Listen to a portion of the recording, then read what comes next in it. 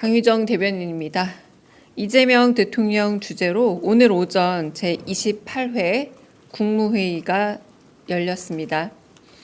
이 대통령은 모두 발언에서 대한민국은 국민 주권 나라고 국민 주권은 직접 선출된 권력에 의해 발현된다며 임명 권력인 국무위원들은 선출 권력인 국회를 최대한 존중해야 한다 강조했습니다. 이어 여름 혹서기에 노인, 취약계층이 위기를 겪지 않게 각별한 관심을 기울여 달라 당부했습니다. 최근 부동산 상황에 대해서는 주택이 유일한 투자 수단일 경우 주거 불안정이 초래된다면서 주식 투자가 정상화되는 흐름이 제대로 안착되어야 한다 강조했습니다. 오늘 국무회의에서는 대통령 영안 18건, 일반 안건 1건 등이 심의 의결되었습니다. 법안의 주요 내용은 보도자료를 참고해 주시기 바라며 비공개 회의 주요 발언들 전해드리겠습니다. 이 대통령은 국방부에 경기 북부 지역의 미국 반환 공여지 처리 문제를 전향적으로 검토해 보고할 것을 지시했습니다. 행정안전부에는 장마철을 맞아 우수관과 배수구 관리를 철저히 하라는 대통령 지시사항의 이행 여부와 함께 앰뷸런스 관리 상황을 점검하면서 관리를 안 해서 재난이 발생해서는 안 된다고 강조했습니다. 농림축산식품부에는 산불 예방 시스템 구축 지시의 이행 여부를 물으며 국방부와 협력해 산불 발생 시 국방부 헬기도 산불 진압에 동원될 수 있는 체계를 만들라 당부했습니다. 해양수산부에는 내수면 관리 실태와 지자체별 수산 연구에 대해 묻고 낚시 인구 1천만 명 시대에 걸맞는 지원 방안도 필요하다 언급했습니다. 또한 범지구적 해양 쓰레기 제거 사업에 대한민국이 기여할 수 있는 현실적인 방안과 규모를 파악해 보고해달라 지시했습니다. 총리 권한대행 자격으로 마지막 국무회의라 다시 읽을게요. 총리 권한대행 자격으로 마지막 국무회의를 진행한 이주호 국무총리 권한대행 겸 교육부 장관은 전 정부 시절 임명된 국무위원들과 적극적으로 소통하는 대통령 모습이 인상적이었다며 정책의 연속성이 중요하다는 입장을 전했고 국무위원이 아닌 일부 배석자도 발언 기회를 얻어 부처 현안에 대한 개인 생각을 자유롭게 피력했습니다. 이상입니다. 방금 말씀드린 총리 권한대행 자격으로 마지막 국무회의를 진행했다라고 말한 건 이주호 국무총리 권한대행 겸 교육부 장관의 본인의 말이었습니다. 네, 그렇게 생각한다, 마지막일 거라 생각한다라고 말했던 바입니다. 네, 질문 받겠습니다. 네. 여기, 네. 마이크. 네네. 뭐, 의뢰것 마찬가지지만 KTV 말고는, 네. 잠깐 영상 정리해 주시면 고맙겠습니다. 10초 정도 있다가 질문 받겠습니다.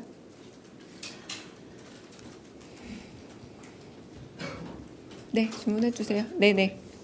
네. 아시아경제 송승섭 기자입니다. 오늘 대통령께서 부동산 대책에 대해 혼선이 있었다 이렇게 말씀하셨는데 이와 관련해서 기존 대책에 대한 보완 지시나 당부 말씀 추가로 있으셨는지 궁금하고요.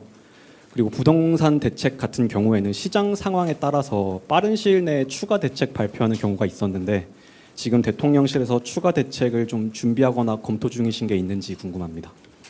네, 그러니까 비공개 회의석상에서 더 말씀이 있으셨냐라는 질문일까요? 그러니까 더 말씀은 없으셨고요. 뭐 부동산 지금 대출 규제가 나오지 않았습니까? 이제 그 부분에 대해서 조금 더 시장 상황과 그리고 여러 상황을 지켜보면서 뭐 공급에 대한 요구들이 있기 때문에 공급망에 대한 검토도 있는 모양입니다. 근데 조금 더 그 부분에 대해서는 제가 정책 쪽에 대해서 좀 더 물어보고 좀 더 구체적인 답은 드리도록 하겠습니다. 네. 네, 국민일보 이동환입니다. 네. 그 진성준 의장님이 라디오에서 부동산 세제 개편을 검토하기는 어렵다. 대통령님도 세금으로 집값은 잡지 않는다는 약속을 했다고 언급을 했는데요.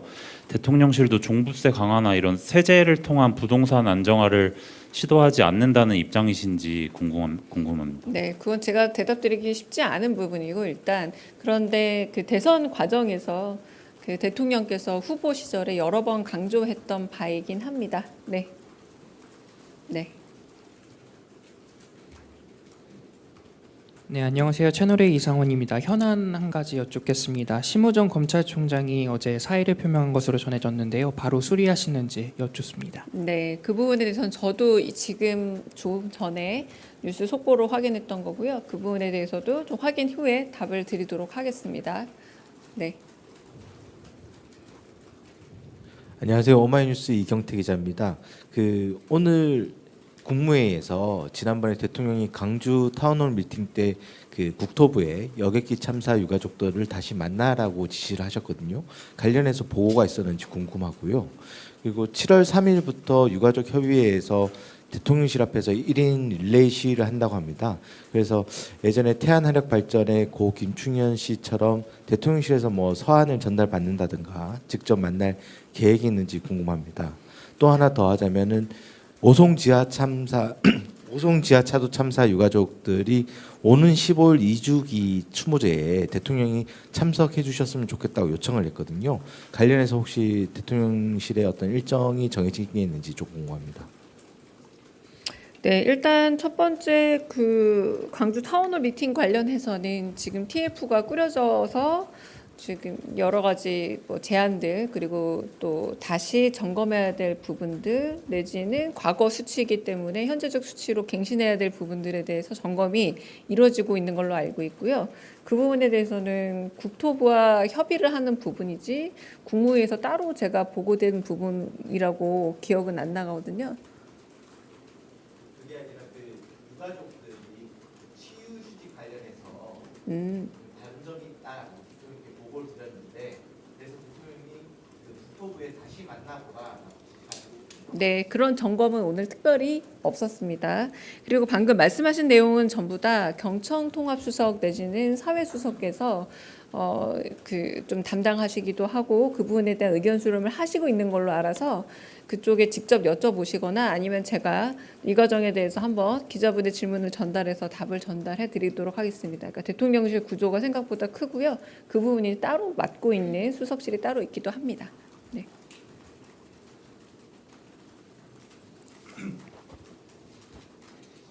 네, 두 가지 여쭤보려고 하는데요. 오늘 대통령께서 모두 발언 처음에 장관들에게 선출된 권력인 국회를 존중해달라 취지 말씀을 하셨는데 뭐 좀 어떤 부분을 배경으로 말씀하신 건지 궁금하고요. 뭐 최근 예산 심의 과정에 장관들이 불참하거나 아니면 모 위원장 언쟁 과방에서 있었던 거 이런 배경으로 이해하면 될지 여쭤보고 또 그리고 점심 때 이진숙 방통위원장이 대통령목 방통위원 지명해달라고 말한 걸로 보도가 됐는데 만약 임명하더라도 전 정부와 현 정부 대통령목 1대1 구도다 보니까 정치적 견해가 큰 안건은 의결이 어려울 거란 취지로 보이긴 하거든요. 혹시 이에 대해서 대통령의 의사는 어떠실지 어떻게 해석해야 될지도 같이 여쭙습니다. 그 대통령께서 당대표 시절부터 후보 시절 때도 계속 일관적으로 말씀하신 부분이 선출 권력이 가지고 있는 국민의 선택이란 점을 특히 임명 권력은 존중해야 한다는 말씀을 여러 번 강조하셨죠. 가령 국회에서 뭐 대정부 질문 내지는 혹은 상임위 출석이 있었을 때 출석을 가벼이 어긴다라거나 이런 부분들은 단순히 임명 권력이라고 할 수 있을 내각의 일원들이 선출 권력의 요청을 그렇게 가볍게 무시해서 안 된다라는 취지의 말씀이라 보시면 됩니다. 그래서 최근에도 많은 상임위들이 지금 열려서 운영 중인 것으로 알고 있고요. 국회에서 질문들이 있을 때 그런 전반적인 태도에 대한 그리고 국민주권 정부라는 또 별칭을 가진 정부답게 선출 권력에 대한 존중이 반드시 있어야 한다라는 말씀이셨다고 보시면 되겠습니다. 이진숙 방통위원장 같은 경우는 회의가 끝날 때쯤 배석자죠. 표결권은 없으나 발언권은 있습니다. 국무회의에. 그래서 발언을 했는데 상임위원 중 5명 중에 3명이 이제 국회에서 원래 지명을 해야 하는데 지명이 되지 않고 있다. 부위원장 1명이 사의를 표명했기 때문에 지금 1명 대통령 몫을 지명해 달라라고 말을 했고, 사실상 방통위원장 역시도 대통령이 지명하는 자리이기도 하죠. 그런데 그런 2인 체계 안에서 1대1의 구조로 나뉘었을 때의 일종의 기량작용이 너무 강화돼서 오히려 아무런 의결이 되지 못하는 것에 대한 대안은 이준수 위원장께서 내놓지는 못하셨습니다. 그런 질문도 있었고요. 그냥 잘 해보겠다라고 대답을 했던 취지로 기억이 나고, 그래서 국회 추천목과 대통령 추천목 중 나머지 하나를 빨리 좀 추천을 해달라. 그러나 한편으로는 2명일 때는 가부동수로 부결 확률이 높다는 것에 대한 대답은 하지 못하셨습니다. 네, 제일 뒤에 먼저 질문 들을까요? 예, 현안 질문 하나, 2대1 김유성이고요. 현안 질문 하나 드리려고 하는 게, 일단은 기자회견 관련돼서 어제 많은 질의응답이 오가고 있는 걸로 알고 있긴 한데, 혹시 오늘 추가로 뭐 말씀해 주실 게 있을런지, 예를 들면 장소라든가 형식이라든가 이런 게 혹시 있으시면 말씀 주시면 좋을 것 같습니다. 네, 장소는 만약에 결정돼도 엠바고이기 때문에 말씀드릴 수 없고요. 그런데 아직은 정확하게 공지드리기는 어려운 형편입니다. 좀 더 구체화되어야 될 것 같고요. 최종적인 그 방식과 한편으로는 또 뭐 인원 이런 부분에 대해서 최종적으로 검토를 하고 있고, 방향성을 말씀드리자면 최대한 많은 기자분들을 그 자리에 모실 수 있는 방법으로 고민 중에 있다라고 대답을 드리겠습니다. 네, 아까 질문, 네.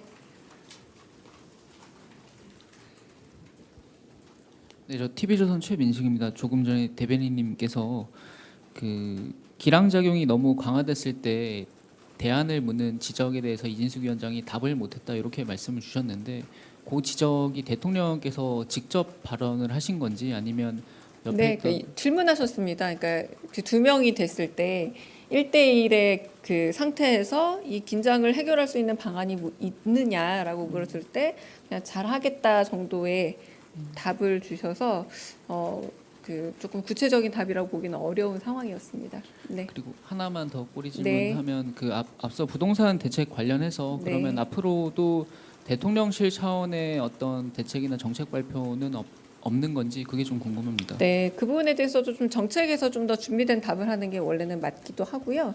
그러나 이제 소통하고 조율하고 있으면서 부처관과 논의를 하겠죠. 그런데 지금 현재 상태로는 지금 대출 규제에 어떤 흐름이 나타나를 좀 지켜보는 것으로 알고 있습니다. 자세한 상황이 아마 나타나면 혹은 그거에 대한 대응이 있을 거라면 아마 정책실에서 따로 응하지 않을까 싶습니다. 네, 다른 질문 또 있으실까요? 없으면 여기까지 하겠습니다. 자, 그러면 지금부터 잠시만 주목해 주시기 바랍니다. 제가 구독자분들을 위해서 선물 하나를 준비했는데요. 제가 항상 여러분들께 드리는 말씀이 있습니다. 뉴스만 평소에 잘 챙겨보셔도 돈이 되고 돈을 벌 수 있다라고 말씀을 드렸는데요. 여러분들은 여기 보시는 삼성전자 뉴스를 보고 어떤 생각이 드세요? 아니면 정치인들의 뉴스, 날씨 뉴스를 보고는 어떤 생각이 드시나요? 그냥 뉴스만 보고 끝내는지, 아니면 이 뉴스를 어떻게 이용할 수 있는지, 이 부분을 고민하고 계시는지를 되물어보고 싶습니다. 그 이유가 뭐냐 하면 제가 지난번에 여러분들께 뭐라고 말씀을 드렸었죠? 지금은 반도체 섹터를 눈여겨보셔야 한다고 말씀드렸습니다. 그리고 나서 이런 썸네일들 뉴스를 통해서 많이 보셨을 겁니다. 반도체 내용이 이슈가 됐을 때 부자들은 어떻게 생각한다? 반도체 관련주들은 뭐가 있는지, 어떤 종목이 가장 좋은지, 어디에 투자해야 돈이 몰리는지 자연스럽게 생각한다고 제가 말씀을 드렸죠. 그 이유가 뭐냐 하면 부자들이 봤을 때는 이슈가 곧 돈으로 이어지고 그 이슈가 나에게 돈을 벌어준다는 경험적 확신이 있기 때문에 부자들은 항상 이런 사회적 이슈를 관심 있게 챙겨본다고 제가 말씀을 드렸습니다. 이번에도 마찬가지인데요. 제가 지난번에 시청자분들과 함께하는 주식으로 수익 내기 이벤트를 진행했었죠. 당연히 100% 무료로 진행을 했었고요. 여기 보시면 아시겠지만 제가 지난번에도 구독이라고 보내주신 모든 시청자분들께 반도체 관련주 중에 가장 크게 급등할 딱 한 종목, 많은 종목도 아니라 한미반도체 한 종목을 여러분들께 추천드렸어요. 그러면서 여기 나와 있는 대로 정확히 얼마에 매수해야 하는지, 그리고 수익률이 어느 정도 나왔을 때 팔아야 하는지를, 이런 부분들까지 여러분들에게 정확히 알려드렸었는데 지금 실제로 어떻게 되었다? 오른쪽을 보시면 아시겠지만 제가 지난번 문자 발송으로 이 한미 반도체를 소개해드리고 나서 실제로 이렇게 5배 이상 어마무시한 상승이 나왔습니다. 100만 원만 투자를 했어도 무려 500만 원이 넘는 수익금이 생긴 거죠. 그래서 당시에도 굉장히 많은 분들이 제가 드린 이 한미 반도체로 수익을 내실 수가 있으셨을 텐데요. 다시 한번 축하드린다고 말씀을 드리겠고, 이번에도 마찬가지입니다. 앞으로도 2024년, 2025년 계속해서 기대해볼 섹터는 AI입니다. 그 중에서도 AI 반도체는 그 누구도 부정할 수 없는 미래 성장 산업입니다. 그러면 우리가 어떻게 생각해 볼 수 있을까요? AI 반도체 종목 중에 앞으로 크게 대장 역할을 하면서 10배 이상 급등할 수 있는 텐베고 종목을 지금부터 열심히 추적해야 한다는 겁니다. 큰 돈을 투자하지 않더라도 월급의 일부분, 아주 소액이라도 이 종목을 모아가야 수백 %의 수익률을 손에 쥘 수 있는 것이죠.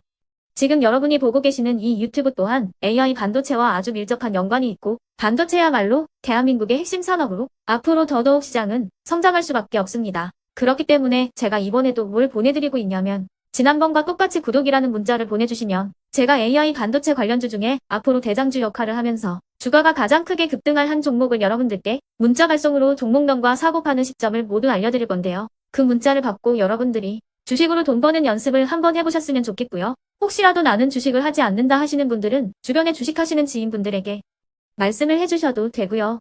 아니면 연세가 있으셔서 투자가 어렵다 하시는 분들은 이 종목을 자녀분들에게 한번 사봐라, 이걸로 한번 수익을 내봐라, 이렇게 조언을 해주실 수도 있는 거겠죠.